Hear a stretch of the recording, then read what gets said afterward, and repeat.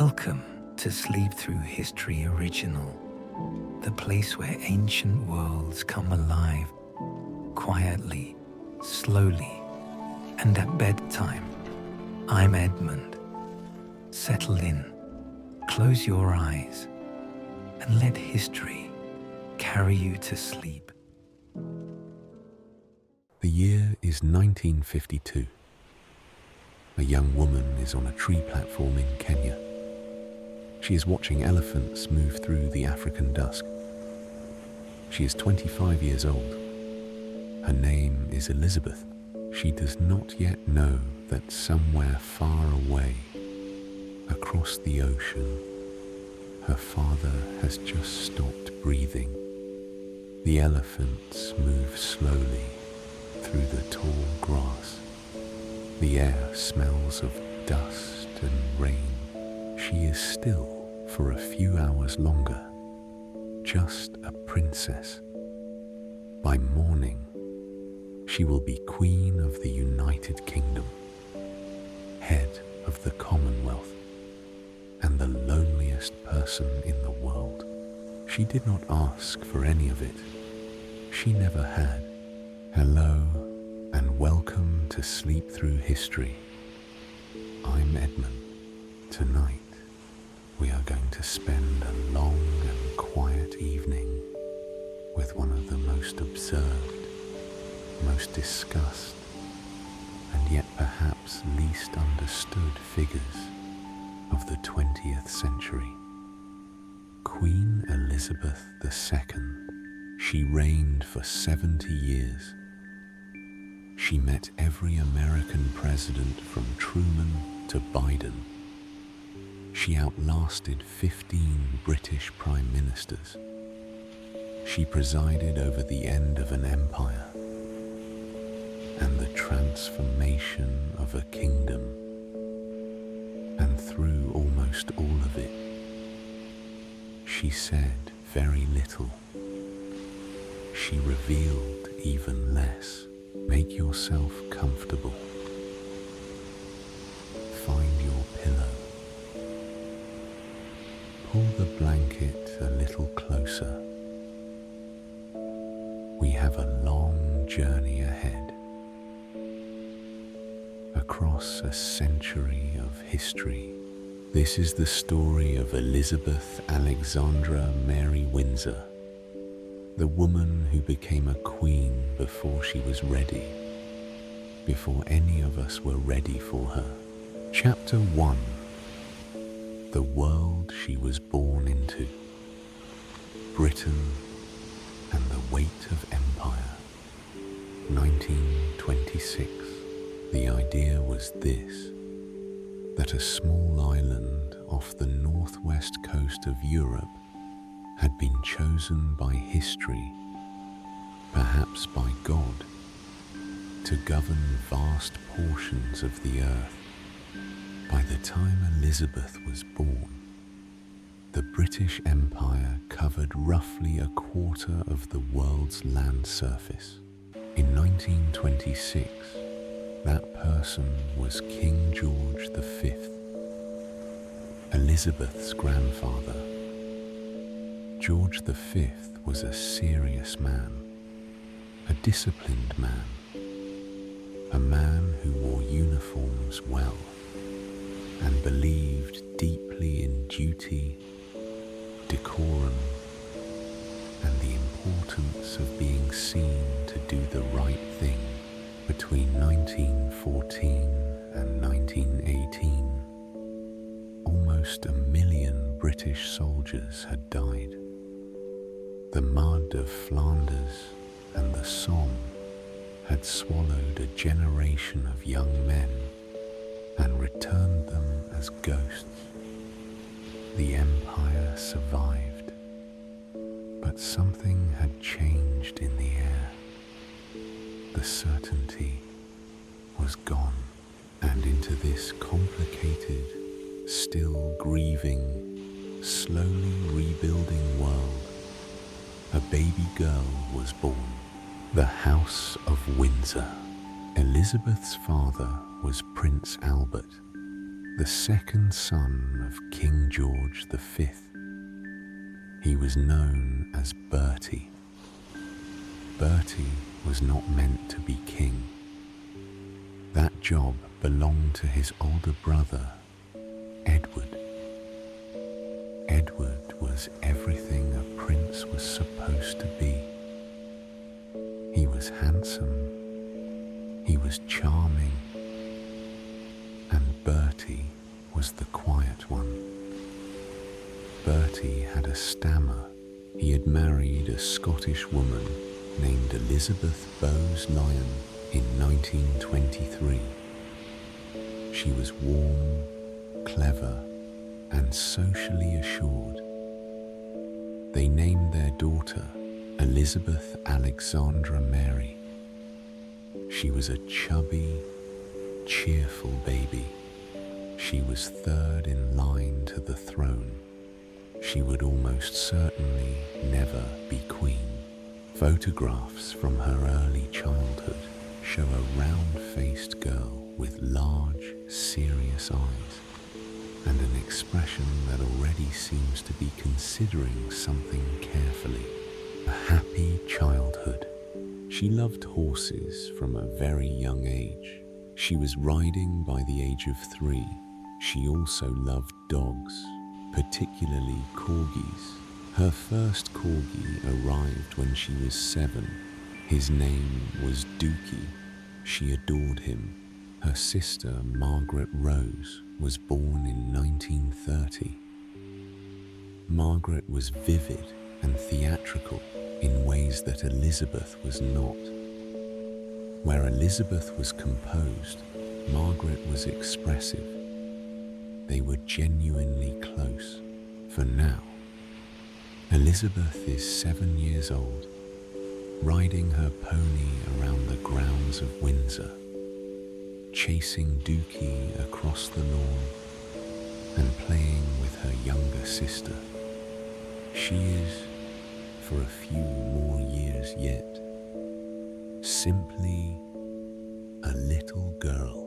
The education of a princess. She was educated at home by a governess named Marion Crawford. Elizabeth was a conscientious student. She loved history. She enjoyed French. She was attentive, punctual, and thorough. She was also unusually well organized for a child. There is a famous story that one night, young Elizabeth climbed out of bed, padded across the room in her nightgown, and lined up her shoes in a precise row before climbing back into bed and falling asleep. Order, discipline, quiet determination. The sense that things should be done properly, especially when no one is watching. The shadow of the throne. Edward had many qualities, but the qualities that made him attractive in public were not the same qualities needed in a king. And by 1934, the most inappropriate attachment of all was underway. Her name was Wallis Simpson. Edward was in love with her. The court and the government watched with growing alarm. A twice-divorced American commoner could not be Queen of England. King George V is reported to have said that he hoped to God he would live long enough that Edward would never be king. George V died on the 20th of January 1936, and Edward became King Edward VIII. Young Elizabeth was 9 years old. She was now second in line to the throne. The world was changing around her. in ways she was not yet old enough to fully understand. But somewhere deep in the well of her character, something was beginning to form. A seriousness, a stillness, a readiness. She did not know yet what she was becoming ready for. Chapter 2. The Abdication and its aftermath. The crisis of 1936. The year 1936 is one of the most dramatic in modern British history. 3 kings sat on the throne of England that year. George V died in January. Edward VIII reigned through the rest of the year. And by December, Edward was gone. Edward wanted Wallis Simpson. He wanted her as his wife, not merely as his companion. He wanted her at his side on the throne. This was not possible. The Church of England did not permit the remarriage of divorced people while their former spouses were still living. On the 10th of December 1936, he signed the instrument of abdication. He gave up the throne of the United Kingdom and all the dominions beyond the seas. He gave up the empire. He chose Wallis. The following evening, he spoke to the nation on the radio. His voice was calm. He said that he had found it impossible to carry the heavy burden of responsibility without the help and support of the woman he loved. The nation listened, and then they turned to his brother. Bertie becomes George VI. When it became clear that the abdication was inevitable, Bertie broke down and wept in his mother's arms. Queen Mary, a formidable woman who rarely showed emotion, held her son and said very little. He was crowned on the 12th of May, 1937, taking the regnal name George VI. He chose it to emphasize continuity, to signal that the institution was stable, that the throne was not shaken. And in the gallery of Westminster Abbey, watching her father's coronation, was a 10-year-old girl with serious eyes and neat gloves. Elizabeth, who was now, with no fanfare, no ceremony, no preparation, heir to the throne, the education of an heir. She began to receive lessons in constitutional history from the Vice Provost of Eton, Sir Henry Martin. Sir Henry was an eccentric and enthusiastic teacher. He kept a lump of sugar in his pocket, but he was deeply learned, and Elizabeth responded to his teaching with focus and genuine engagement. She studied the history of the British Constitution, the role of Parliament, the powers and limits of the monarchy. Those who knew Elizabeth in her early teens describe a young woman who was already unusually self-possessed, not cold, not distant, but settled in a way that went beyond her years. She did not complain. She did not dramatize. She found the things that grounded her, horses, dogs, the outdoor life, and she held on to them with quiet consistency. Her sister Margaret was the one who sparkled and performed. Elizabeth was the one who endured. There is a difference. It is not a small one.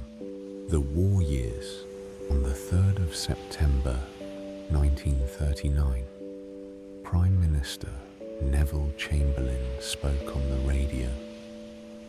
Britain was at war with Germany. Elizabeth was 13 years old. The Second World War would last 6 years and reshape the world so completely that the world before it would become difficult to fully imagine. The government advised that Elizabeth and Margaret should be evacuated to Canada. Queen Elizabeth, the girl's mother, refused. She said the children could not go without her. She could not go without the king, and the king was not going anywhere. So Elizabeth and Margaret spent much of the war at Windsor Castle. Windsor Castle is enormous, ancient, and cold. During the war, the windows were blacked out. The treasures were stored in vaults, and the castle was maintained on a wartime footing. But it was home, and Elizabeth learned something important: what it meant to stay, to be present, to show up, to continue doing ordinary things while extraordinary things were happening around you. The Christmas broadcasts. King George VI had the stammer that had haunted him since boyhood. The radio broadcasts were a particular ordeal for him. Each Christmas, the king spoke to the nation. Each broadcast took enormous effort, but he did them every year, without exception, and the nation listened not with impatience, but with a particular kind of tenderness. Elizabeth watched her father do this. She watched him prepare. She watched him struggle. She watched him do it anyway. In 1940, a 14-year-old Elizabeth was asked to address the children of the empire who had been evacuated from their homes. Her voice was clear and slightly formal. She spoke with gravity about the difficulties of separation and the importance of courage. We know, every one of us, that in the end, all will be well. She was 14 years old. She sounded like someone who had considered this carefully and decided it was true. Service and Duty, Section Title Image. In 1945, as the war was entering its final months, Elizabeth insisted on joining the Auxiliary Territorial Service. She was 18 years old. She trained as a driver and mechanic. She learned to read maps, change tires, service engines. She wore her uniform with evident satisfaction. She was the first female member of the royal family to serve in the armed forces. Elizabeth wanted to do something real, to contribute in a way that was not ceremonial, to stand alongside the people of her country in the most serious experience of their generation. The war ended in May 1945. VE Day. Victory in Europe. Elizabeth and Margaret, along with a small group of friends, slipped out of Buckingham Palace incognito and joined the celebrating crowds on the streets of London. Elizabeth would later describe it as one of the most joyous nights of her life. She walked among thousands of people who had no idea who she was. She was just another young woman in the crowds, celebrating the end of the most terrible war the world had ever seen. She was 19 years old. She was the heir to the throne. She had a very short time left in which she could be simply that. A young woman among many, anonymous, free, ordinary. She seems to have understood this, even then, even in the middle of the celebrating. The wait was coming. She knew it. She went back in before midnight. Chapter 3. Love and the Weight of Expectation. Philip. His full name was Philip, Prince of Greece and Denmark. He was born on the island of Corfu. His family was royalty, distantly, complicatedly royalty. But when Philip was young, the thrones of Europe were falling one after another. His family was expelled from Greece when he was 18 months old. They left on a British naval vessel. Philip was carried on board in an orange crate, improvised as a crib. He was educated at Gordonstoun in Scotland, a school famous for cold showers, outdoor endurance, and the belief that character is built through discomfort. Philip emerged as exactly the kind of person that school was designed to produce. Confident, direct, physically capable, not particularly interested in the feelings of others, quick-witted in a way that sometimes wounded and sometimes dazzled. He joined the Royal Navy and served with real distinction in the war. He was present at the Battle of Cape Matapan and was described as having shown outstanding coolness and efficiency. He was tall, blonde, and handsome in a way that photographs from that era capture, but do not quite fully convey.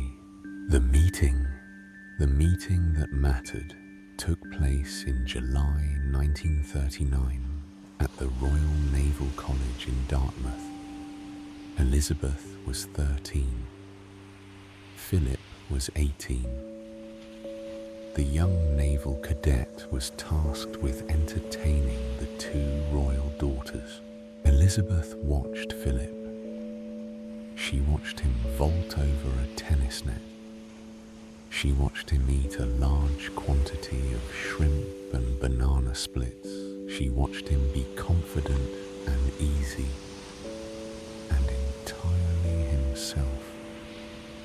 Marion Crawford recorded that Elizabeth could not take her eyes off him. After that afternoon, Elizabeth and Philip began to correspond. Letters passed between them through the war years. And when Philip came back from the war, Elizabeth seems to have been in no doubt at all. Philip was the one. He had always been the one. The objections. The royal household had reservations about Philip.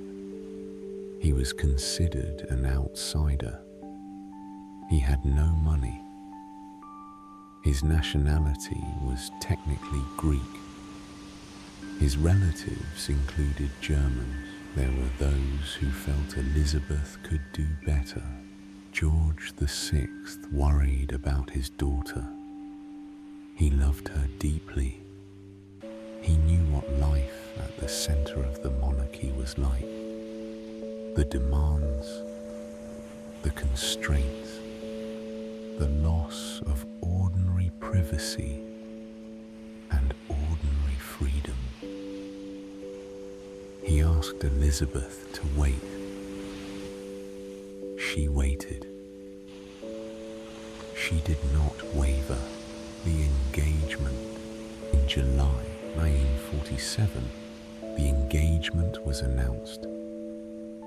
Philip had renounced his Greek and Danish titles. He had been naturalized as a British subject. He had taken the surname Mountbatten. He was now Lieutenant Philip Mountbatten, Royal Navy. The public announcement was met with widespread pleasure. The post-war years were difficult. Rationing was still in place. The economy was exhausted. A royal wedding was, among other things, a reason to celebrate.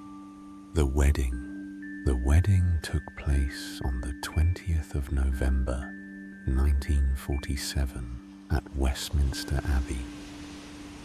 2,000 guests attended. 200 million people listened on the radio.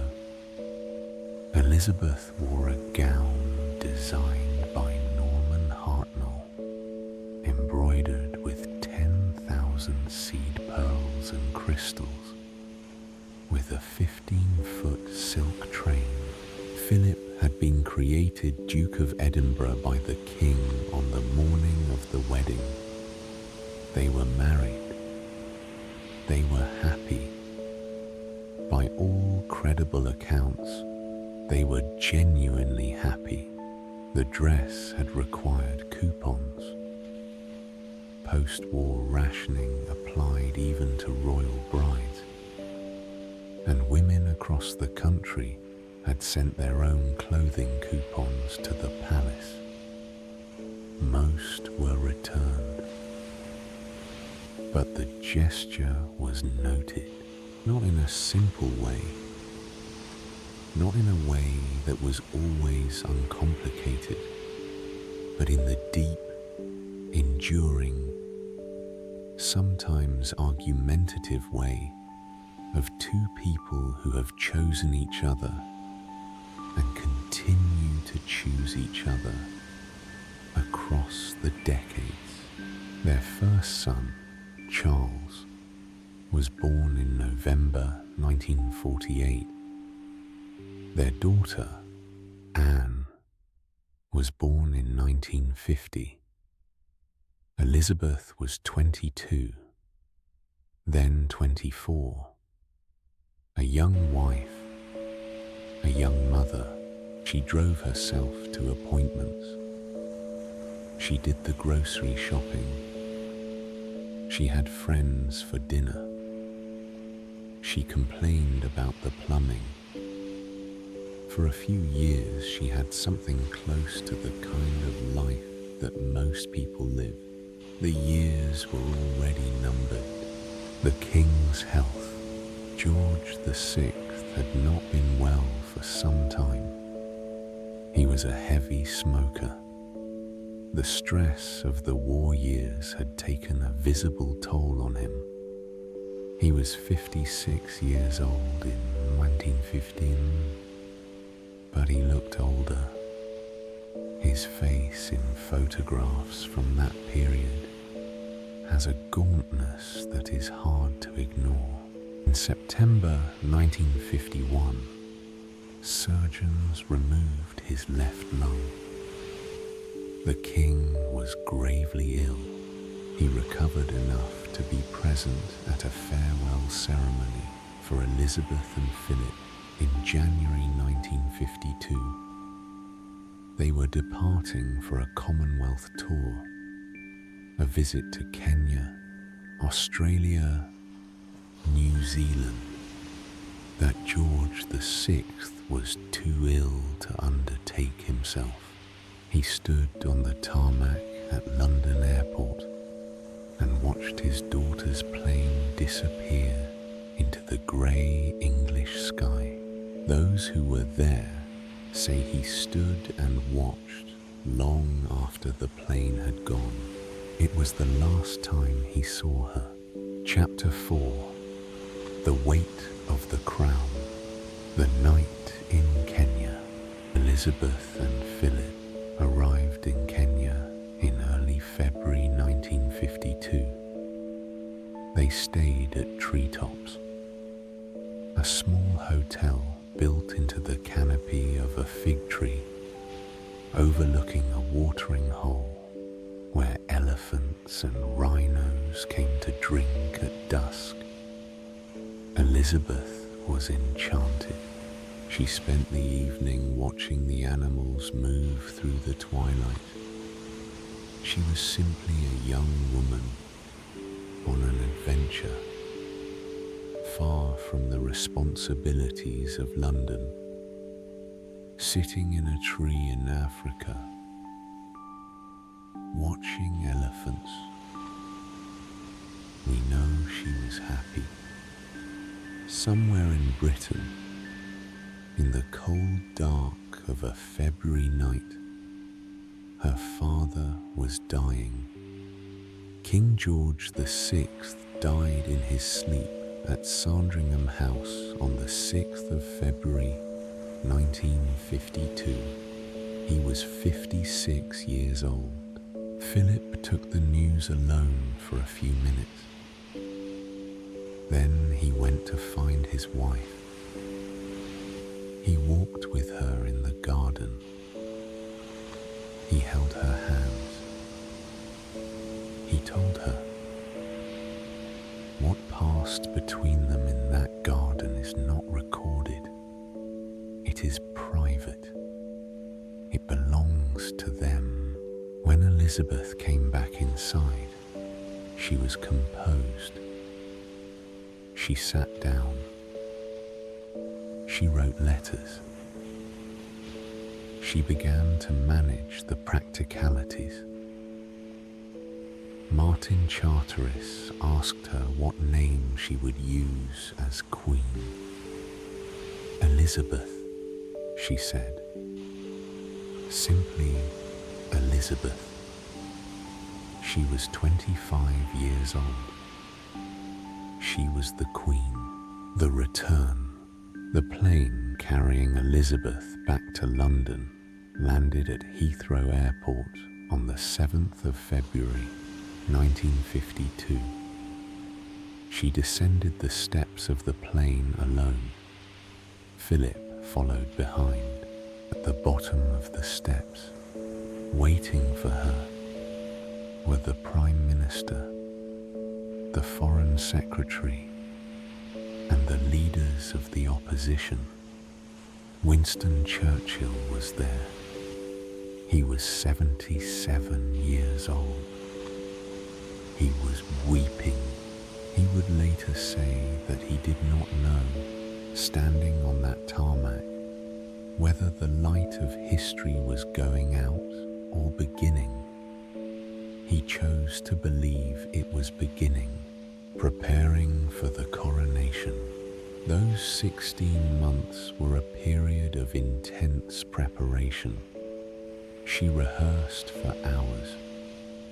She walked through the Abbey with books balanced on her head, practicing the exact pace and posture required. She wore the £5 St. Edward's crown around her study to become accustomed to its weight. The crown had not been worn since the coronation of George VI. It had been in the Tower of London for 16 years. The government and the Archbishop initially resisted broadcasting the coronation on television. Elizabeth disagreed. She felt strongly that the ceremony should be witnessed by as many of her people as possible. She prevailed. In the weeks before and after the coronation, the sale of television sets in Britain increased dramatically. People bought sets. They crowded into neighbours' homes. Streets fell quiet on the 2nd of June 1953 as the nation sat down to watch the coronation. The 2nd of June 1953, a cold and rainy morning in London. More than 3 million people lined the streets. Crowds had been building since the previous night. People had slept on the pavement, wrapped in blankets, eating sandwiches, determined to be there. The Gold State coach left Buckingham Palace at 10 in the morning. Built in 1762, weighing 4 tons, drawn by 8 grey horses. Elizabeth would later describe the experience as not being well suited to people with tender stomachs. She arrived at Westminster Abbey on time, and there, in that ancient vaulted space, watched by 8,000 people inside and 27 million television viewers, she was crowned. At its heart was a moment of great solemnity, the anointing. The cameras were turned away for this moment. The Archbishop of Canterbury anointed her on her hands, her breast, and her head with holy oil from a golden spoon. This was the moment at which the private person and the public office became one. She had prepared for this. She had thought about it. She had understood it not merely as ceremony, but as a genuine act of dedication. She was giving herself, her whole life, to this. Then came the crowning itself. The Archbishop lifted St. Edward's crown, heavy, golden, ancient, and placed it on her head. A roar went up from inside the abbey.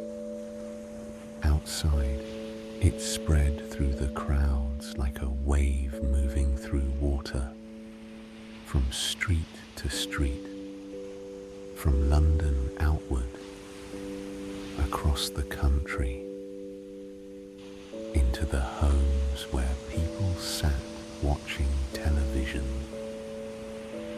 God save the Queen, the new Elizabethan age. There was a great deal of enthusiasm for the idea that Britain was entering a new golden age. The phrase used most often was the new Elizabethan era, a reference to the first Elizabethan era, the reign of Elizabeth I. Just days before the coronation, news arrived that Edmund Hillary and Tenzing Norgay had become the first people to reach the summit of Mount Everest. The mountain had been conquered. The young queen was crowned. The country was recovering. Surely this is the beginning of something. The reality, of course, was more complicated. Britain was changing. The empire was ending. The world that had made British power was being unmade by history, by justice, by the simple insistence of hundreds of millions of people that they did not wish to be governed by a distant island any longer. Elizabeth understood this. She may have understood it more clearly than many of those around her. She began, from the very early years of her reign, to emphasize a different kind of British relationship with the world. Not imperial dominion, something more like family. The Commonwealth of Nations. This would become one of the central projects of her reign.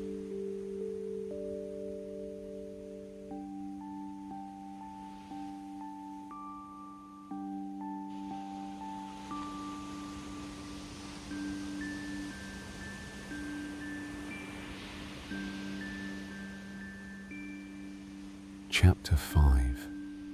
A Monarchy in a Changing World. The Commonwealth, the British Empire, at its height, had been held together by force. By the time Elizabeth came to the throne, the moral and practical foundations of that system were crumbling. The question was not whether the empire would end. The question was how. Elizabeth's answer was the Commonwealth. The nations which had been part of the empire could choose to remain connected, not in a relationship of dominance and submission, but as equals sharing certain values, with the British monarch as a symbolic head. She travelled tirelessly. She visited every Commonwealth nation, many of them multiple times. She is estimated to have flown more than 1 million miles in her lifetime. She genuinely believed in the Commonwealth, that showing up mattered, that presence was a form of commitment. The working queen, the monarch reads and initials state papers, the famous red boxes that arrive every day, including weekends. Elizabeth approached all of this with exceptional dedication.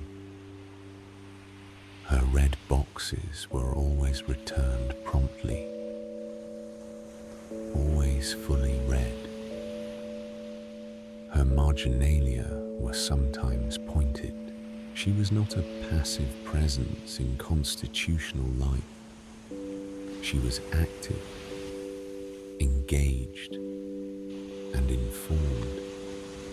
She asked questions. She noticed things. She retained across decades a continuous thread of knowledge about the people and issues she dealt with. She was scrupulously neutral. She did not publicly express political opinions. She did not favor one party over another. This neutrality was not emptiness. It was a deliberate, disciplined choice. The monarch must belong to all of the people, or to none of them. She held the line across 70 years. She held the line. The private world, those who knew her well, speak of someone warmer and funnier than the public image suggested. She had a dry, precise sense of humor. She could be withering, She was a good mimic. She laughed easily at the right things. She loved the outdoors. She spent as much time as possible at Balmoral in Scotland, walking the hills, driving her Land Rover across the moors, watching the weather move over the mountains. She loved horses throughout her whole life. She bred racehorses and knew a great deal about bloodlines, form, and training. She could discuss equine matters at length, and with evident pleasure, she loved corgis, and then dorgis. These dogs accompanied her everywhere. They sat under her desk while she worked. They sprawled in front of fires at Balmoral. They were, in a world of carefully managed formal relationships, simply and freely themselves. She was a person, a real, particular person. She had fears and humor and preferences and opinions. She had days when she was tired, days when things went wrong, days when the weight was heavier than others.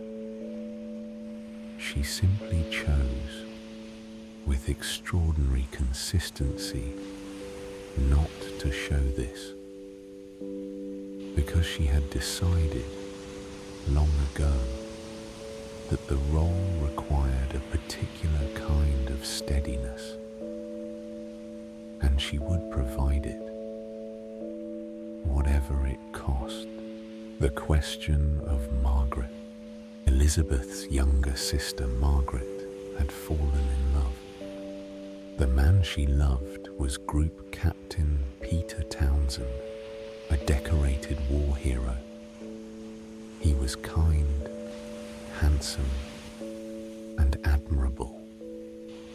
He was also divorced. The situation was achingly similar to the one that had brought down Edward VIII.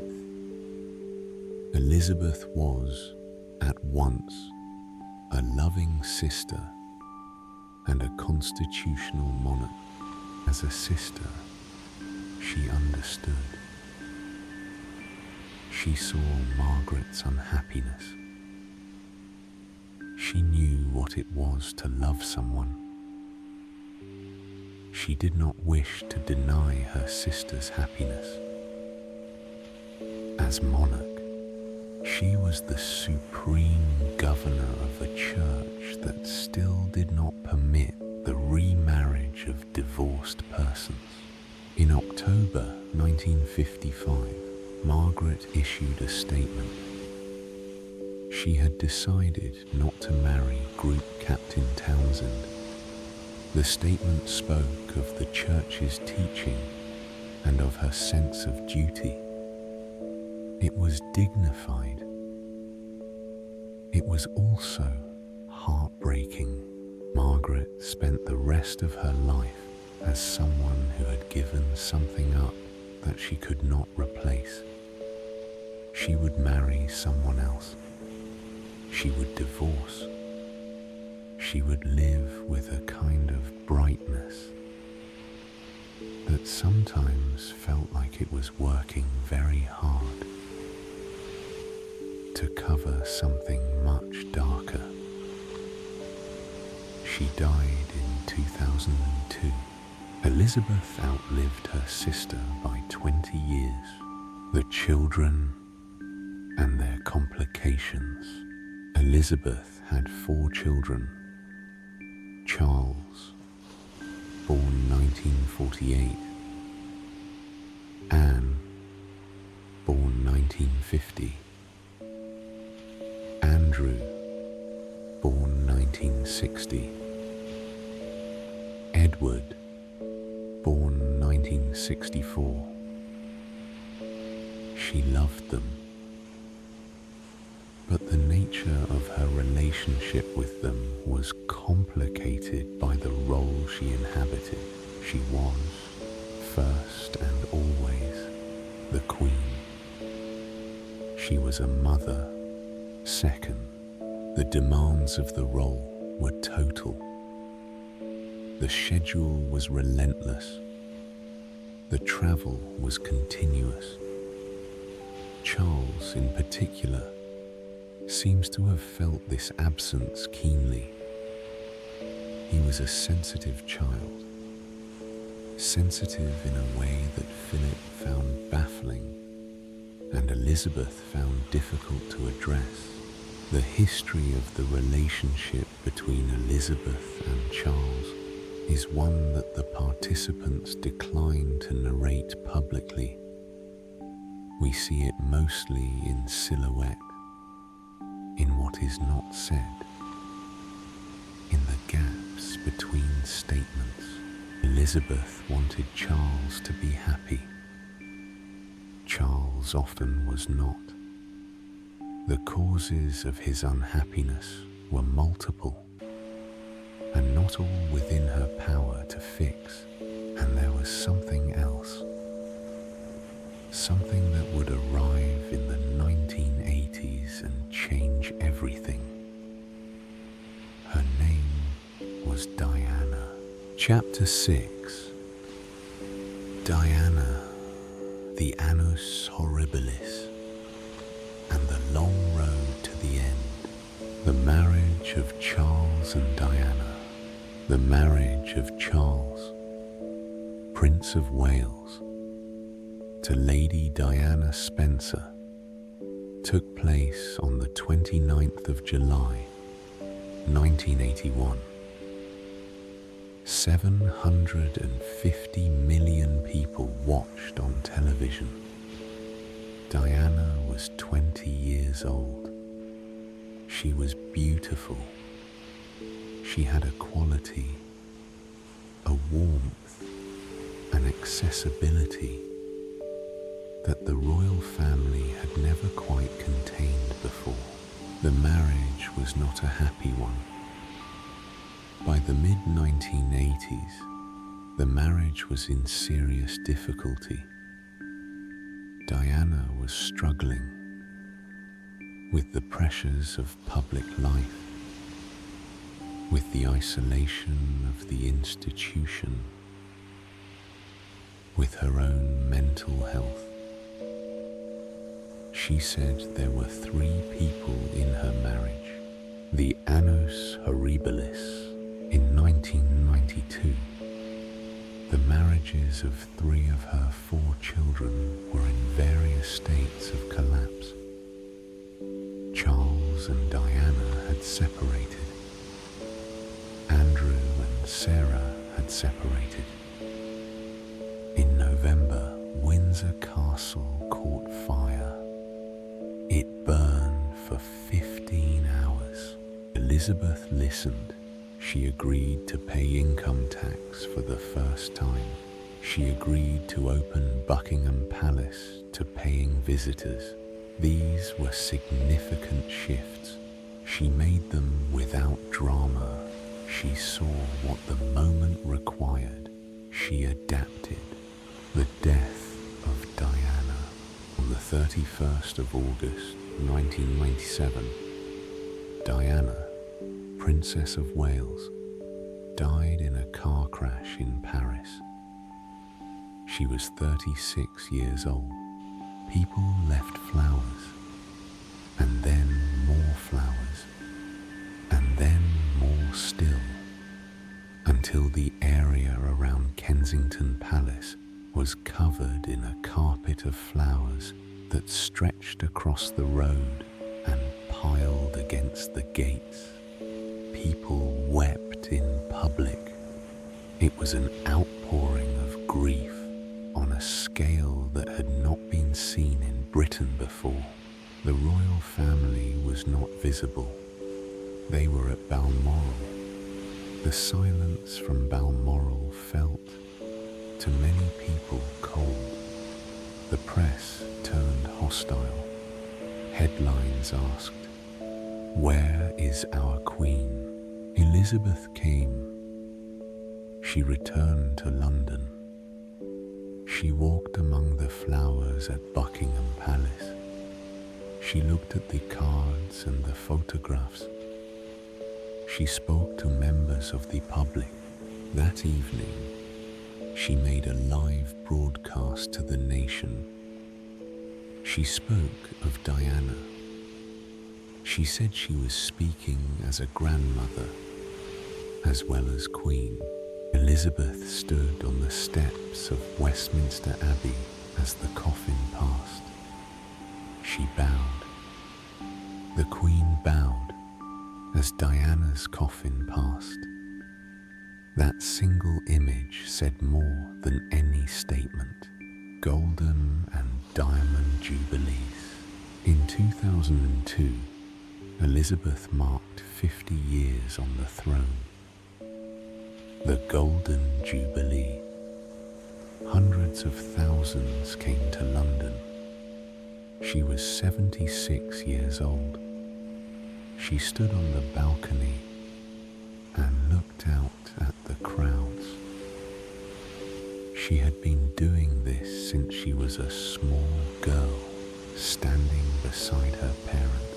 In 2015, she became the longest reigning British monarch in history. She was asked about the record. She said there was always so much work to be done. Philip was for 73 years at Elizabeth's side. He walked behind her. He deferred to her. In public, she took precedence. Always. He was the one person who told Elizabeth the truth. For someone in the position of a monarch, it may be the most important thing of all. He died on the 9th of April, 21. He was 99 years old. Elizabeth was with him. The funeral was held at Windsor under pandemic restrictions. 30 people were permitted to attend. Elizabeth sat alone in her pew, in a black mask, on the opposite side of the aisle from her family. The final years, she met her 15th Prime Minister, Liz Truss, on the 6th of September 2022. The meeting took place at Balmoral. In the photographs, Elizabeth stands with her stick, her hand extended in greeting. Her hands are visibly marked by age.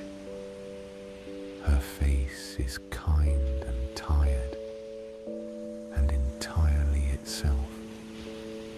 She looks like a woman who has given everything she had to a single purpose for a very long time, and is now very nearly at the end. 2 days later, she was dead. On the afternoon of the 8th of September 2022, Buckingham Palace issued a statement. The Queen had died peacefully at Balmoral. She was 96 years old. Her reign had lasted 70 years and 214 days. She had been there, at the centre of British life, for their entire lives. She was 70 years of Christmas broadcasts and state occasions. And now she was gone. The funeral, more than 250,000 people waited in queues, some 15 hours long, to walk past and pay their respects. The queue became famous. People People stood in line for hours in the cold and the dark, and they spoke to one another, and they shared food and stories, and they helped each other, and they waited. They waited, as Elizabeth had waited, as she had always waited, with patience and with purpose. The funeral was at Westminster Abbey, the same abbey where she had been crowned 70 years before, the same soaring stone, the same ancient light. She was buried at Windsor, in St. George's Chapel, beside her husband. The legacy, she showed up every day for 70 years. She got up in the morning and she did the work. She read the boxes. She met the ministers. She opened the parliaments. She visited the hospitals. She shook the hands. She sat through the ceremonies. She endured the criticism. She absorbed the grief of a nation in moment after moment. And she stood there, and she held it. She was steady in a century of enormous instability, in a country that was changing so rapidly that it sometimes seemed not to know itself. She was the one thing that did not move. She was real. The dedication was real. It cost something. It cost her, probably, more than we will ever know. She paid it anyway.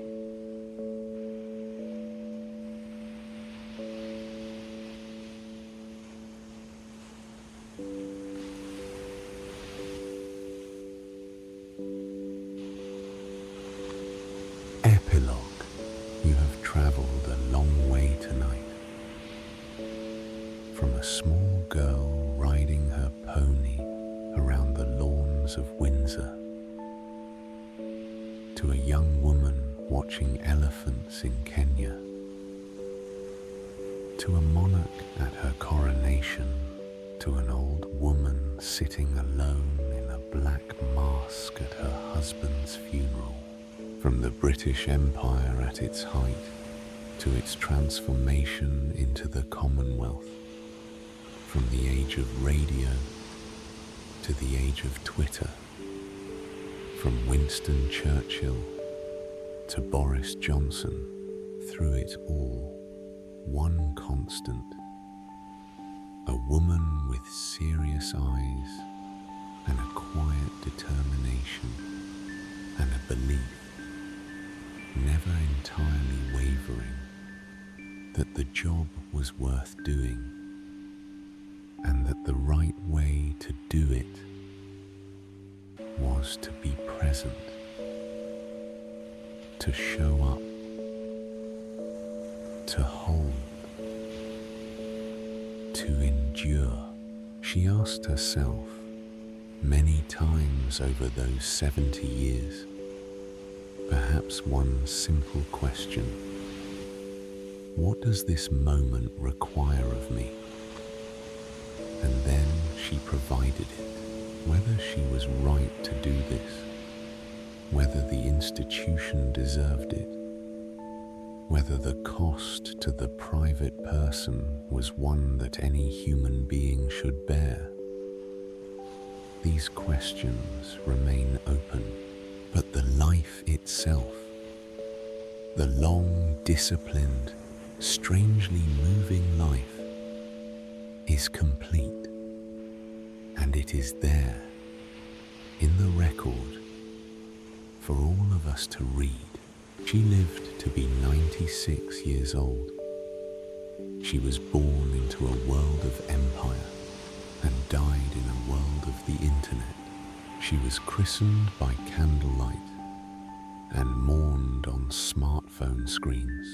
She was, in every sense of the word, a bridge between the world that was and the world that is.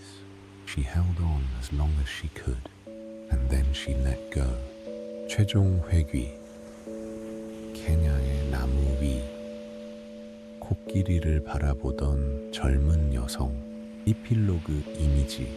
Thank you for spending this time with me. I'm Edmund, and this has been Sleep Through History. Sleep well. History will be here when you wake up. Sleep through history.